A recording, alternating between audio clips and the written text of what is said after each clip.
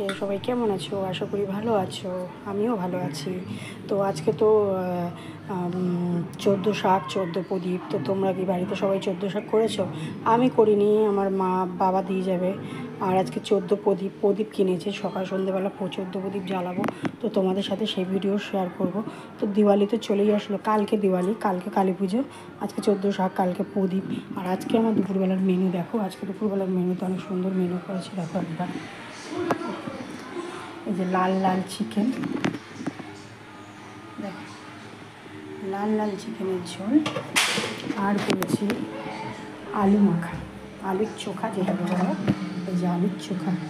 দেখো একটা গোটা শুকনো লঙ্কা রেখে দিয়েছি, কারণ আমার একটুখানি শুকনো লঙ্কা ভাজা খেতে খুব ভালো লাগে, তাই একটা গোটা শুকনো লঙ্কা মেখেছি। বড় তো ঝাল খায় না বলে একটা লঙ্কা দিয়ে মেখেছি, আর একটা শুকনো লঙ্কা রেখে দিয়েছি, ওটা ভাতের সাথে কামড়ে কামড়ে খাবো।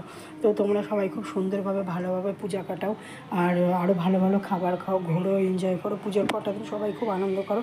সবাইকে টাটা, দেখা হচ্ছে অন্য একটি ব্লগে। দেখো আমার টিপটা বেঁকে গেছে। দেখা হচ্ছে অন্য একটি ব্লগে। সবাইকে টাটা, তাই